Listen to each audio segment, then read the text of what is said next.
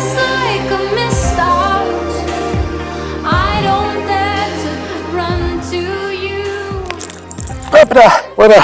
Oh là, je viens d'aller faire encore 25 km avec la Brooks Catamount. La Catamount, vous savez, on en a parlé. C'est la chaussure sur laquelle on s'était un petit peu arrêté. Alors, je vais essayer de ranger mes clés là. On s'était un petit peu arrêté sur cette chaussure parce que, je vais vous le lire, il y a marqué sur la languette « Design and built for 100 miles of run happy ». Donc, dessinée et construite pour 100 miles de run happy. Littéralement, c'est ce que ça veut dire. Donc, nous, on s'est dit, tiens, ça nous fait penser à une chaussure, c'est la Mayfly de Nike, sortie en 2003 ou 2013, je crois que c'est 2003 plutôt, était faite pour courir 100 km. C'est-à-dire qu'au bout de 100 km, la chaussure, je l'ai déjà dit, hein, la chaussure globalement, elle tenait plus la route, c'est le cas de le dire parce que c'était une chaussure de course sur route. La chaussure était, elle était bien à mettre à la poubelle. Hein. Je pense que c'était un coup marketing assez sympa de Nike parce que bien sûr c'était une chaussure qui coûtait assez cher, mais du coup c'était une chaussure aussi assez exclusive comme on dit, et les gens à l'époque, enfin les coureurs, core runners comme on les appelle à l'époque, c'était un petit peu jeté sur le produit, donc ça avait pas mal fonctionné. Et moi je me suis dit, eh ben Brooks fait la même chose mais sur 100 miles. Et du coup j'ai trouvé ça plutôt malin d'un point de vue marketing parce que je m'étais dit, la chaussure elle coûte 160 €. 100 miles c'est 160 km. Donc 160 €, 160 km, ça fait 1 € le kilomètre. Je me suis dit tiens c'est marrant, c'est plutôt une bonne idée. Enfin, c'est un bon coup marketing de lancer une chaussure pour faire 100 miles, qui te dure 100 miles et qui te coûte 1 € le kilomètre. Ça coûte un peu cher, évidemment. On peut toujours arguer que ça coûte un peu cher, on peut toujours dire ça. Mais cela étant, ça aurait pas été une mauvaise idée. Bon, on s'est depuis entretenu avec les gens de Brooks et notamment la direction française qui nous a confirmé qu'on s'était trompé, que la chaussure c'était pas une chaussure qui était faite pour faire 100 miles et puis c'est tout. C'était une chaussure pour attaquer, pour faire les courses de 100 miles. Donc c'est une chaussure à mettre sur les courses de 100 miles. Encore une fois, hein, c'est du marketing parce que c'est une chaussure de course à pied. Après, Brooks décide de la positionner comme ça, mais c'est purement du marketing. Hein. Donc pourquoi pas, après tout. Donc c'est la chaussure de 100 miles pour les compétitions de 100 miles de chez Brooks. Mais je tiens quand même à dire que on s'est aussi entretenu avec un chef de produit, un responsable régional de chez Brooks qui lui aussi a confirmé que effectivement la phrase sur la languette était peut-être pas la mieux choisie et pouvait porter à confusion et qu'on n'était pas les seuls à s'être laissé tromper ou laisser emporter par une idée qui au final était fausse. Quoi qu'il en soit, la Brooks Catamount, les amis, ça reste une petite merveille. Alors oui, ça reste une petite merveille et évidemment ça tient à sa semelle en DNA Flash. Le DNA Flash, c'est une semelle avec de l'hydrogène à l'intérieur. C'est ça, c'est de l'hydrogène, hein, je crois. Enfin, il y a un gaz à l'intérieur qui rend cette semelle, eh ben, ma foi, assez exceptionnelle. Et je me suis fait la réflexion là dans les descentes, ici dans les montagnes, où les descentes étaient jonchées de cailloux et où je me disais tiens c'est marrant, j'ai pas mal aux pieds,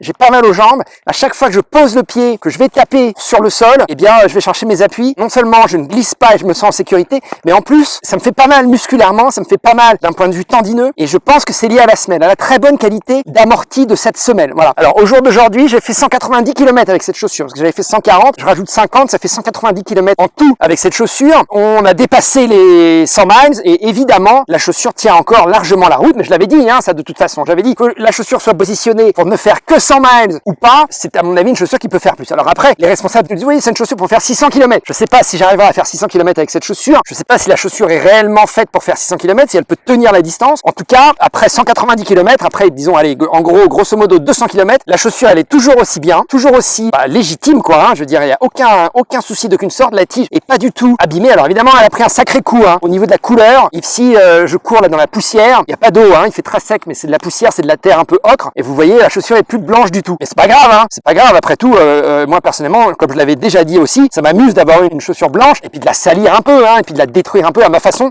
Je trouve ça plutôt sympa. Donc bon, c'est pas grave ça, le fait qu'elle soit plus blanche du tout. À mon avis, un petit coup de brosse, elle pourrait retrouver son éclat du début, enfin en partie. La semelle externe. Alors la semelle externe, eh ben contre toute attente, je trouve qu'elle résiste pas mal. Les petits crampons. Et à mon avis, c'est là où ça va pêcher. Hein. C'est-à-dire que sur la semelle externe, les petits crampons ils vont pas faire 600 km. Hein. Là, on est à même pas 200. Je le vois. Hein. Certains ont été taillés en biseau là par l'âpreté du terrain. Pas tous. Hein. On voit bien là où je fais mes appuis, notamment ici là sur le bord extérieur et puis sur au talon aussi. Bon, cela étant, les autres semblent résister. J'ai pas eu de problème d'accroche encore une fois dans les descentes. Là, j'ai pu envoyer. Je me suis senti à aucun moment en danger. Je me suis senti parfaitement en sécurité. Donc ça, c'était top. Donc semelle, rien à dire. Hein. Franchement, au bout de 200 km, j'ai rien à dire. Je dis un peu d'usure, mais après tout, c'est normal. La semelle intermédiaire, je vous dis, très très bon amorti, dynamisme fantastique. Donc un mix amorti petit dynamisme qui pour moi est assez exceptionnel, je dois dire. J'ai pas ressenti ça souvent sur une chaussure parce qu'elle est quand même très très amortissante. Hein. Il y a beaucoup d'amortis, c'est pas une semelle qui est très épaisse, mais la densité de l'amorti, enfin la nature de la mousse fait que c'est suffisamment dense, c'est-à-dire que ça amortit suffisamment bien les chocs, ça vous permet de vous enfoncer un petit peu, donc ça reste moelleux, donc c'est pas dur, c'est moelleux, c'est pas non plus trop moelleux. Enfin, je trouve que c'est une vraie réussite cette semelle, cette chemise, j'allais dire. C'est une vraie réussite cette chemise. Non, c'est une vraie réussite cette semelle. Le DNA Flash, vraiment ça a essayé, c'est tout nouveau et je trouve que ça fonctionne à merveille. Voilà. Bon, sur la durée, par rapport aux premières sorties que j'avais fait avec elle, vous vous souvenez, je vous avais dit qu'il y avait des stries horizontales qu'on voyait déjà apparaître sur la semelle. Bon, je les vois toujours, hein, les stries horizontales, et elles correspondent effectivement, quand j'appuie comme ça, à la façon dont la semelle doit se plier sous l'impact de mes pieds lors de ma foulée. Mais ça s'est pas aggravé, hein, disons. Je trouve que ça s'est pas aggravé du tout. La tige, hyper confortable, il y a rien qui rentre à l'intérieur. Enfin si, il y a rien qui rentre. Alors, si, justement, le petit problème, c'est pour ça que Brooks a équipé l'arrière d'un velcro, c'est pour pouvoir attacher une guêtre. Parce que c'est très très respirant ça. C'est un mesh hyper respirant. Donc du coup, c'est un peu à double tranchant, hein. C'est-à-dire que c'est respirant dans les deux sens, donc il y a des choses qui rentrent à l'intérieur. Et notamment de la poussière, hein. Moi, quand j'enlève mes pieds de la chaussure, j'enlève les chaussettes, j'ai les pieds qui sont vraiment poussiéreux. Donc ça veut dire que ça rentre à l'intérieur. Donc le seul moyen d'éviter tout ça, c'est de mettre une petite guêtre. Et donc Brooks a bien pensé les choses puisqu'ils ont rajouté à l'arrière le petit velcro, comme le fait très intelligemment Altra. Pour moi, c'est les premiers à l'avoir fait. Et donc Brooks s'est embarqué là-dedans et avec raison, avec justesse, c'est très bien pensé. Donc si vous rajoutez une petite guêtre, je pense que vous êtes complètement protégé, il n'y a rien qui rentre. Le bénéfice de cette aération, c'est que votre pied ne chauffe pas. Hein. C'est que clairement, moi, j'ai pas eu l'impression d'avoir le pied qui gonfle et c'est une chaussure, je mettrais sans souci sur un 100 miles justement, où vous avez plutôt intérêt à prendre une chaussure avec peut-être une taille encore un peu au-dessus et puis à bien faire attention parce que votre pied il peut gonfler sur ce type de longue distance, surtout s'il fait très chaud. Voilà. Mais bon, à mon avis, à essayer sur longue distance, hein, je l'ai pas mise sur. Si ma plus grande distance avec cette chaussure, c'est 50 km. C'est 5 x 10. Je m'arrêtais à chaque fois pour me ravitailler dans la voiture, mais j'ai quand même fait 50 km presque d'affilée, disons, 50 km non-stop avec cette chaussure. J'ai pas eu de soucis, j'ai pas poussé au-delà des 50 km. Aujourd'hui, je viens de faire 25. Pas de soucis, hein, j'ai pas d'ampoule, j'ai pas les pieds qui gonflent, j'ai pas de point de frottement, j'ai pas de point d'échauffement. Vraiment, je suis fan de cette chaussure. Hein. Ce que j'avais dit au départ par rapport à son utilisation, 100 miles ou au-delà des 100 miles, c'était pas une critique. Hein. Je trouvais que c'était plutôt une bonne idée. Je trouvais que ça frappait un grand coup d'un point de vue du marketing. C'était plutôt malin. Bon, il trouve que c'est pas ce qu'ils ont voulu faire. Ça n'empêche que ça n'enlève rien à la qualité de cette chaussure. Je vais continuer à l'utiliser. Hein. Je vais au moins encore faire 100 km avec. J'ai une compétition de 50 km là qui arrive prochainement au mois d'août. Je pense que ça va être ma chaussure pour faire la course. Voilà. Allez, la Catamount, c'est fini. Enfin, c'est fini. C'est fini pour ce petit retour rapide d'après entraînement. Il est 19h. Il faut que je rentre à la maison. Et sur ce, eh bien, les amis, je vous salue. Allez, Brooks Catamount, super chaussure. Hein. Vraiment, je suis emballé. Hein. C'est pas souvent que j'ai rien à dire de négatif sur une chaussure. Et là, j'ai rien à dire quoi. Hein, ouais, allez, si. Bon, le seul truc, c'est que maintenant ils m'ont titillé. Ils m'ont dit ouais, c'est fait pour courir 600 km les gens de Brooks. 600 km, les gars. Attendez, on va voir. Hein. On va voir. Mais là, l'usure de la semelle, 600 km, c'est pas sûr. Hein. 600 km sur un terrain accidenté comme j'ai là, c'est pas sûr. Parce que j'ai peur que ça devienne tout lisse, tu vois, et qu'après dans les descentes, là pour le coup, ce soit plus sécure du tout. Hein, tu sois plus safe. Hein. Mais bon, ici, là, la semelle, au moment, l'amorti, il est pas du tout entamé. Le dynamisme non plus. J'ai pas de souci. La tige parfaite. Bon, allez, j'arrête parce que j'en ai assez dit. Brooks Catamount, vraiment, c'est petit bijou qui, à mon avis, vaut son.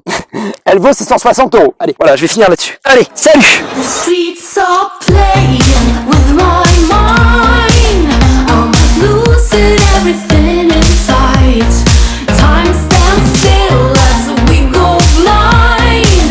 We're losing everything. Streets are playing with my mind. I'm losing everything inside. Time stands still as we go blind. We're losing everything.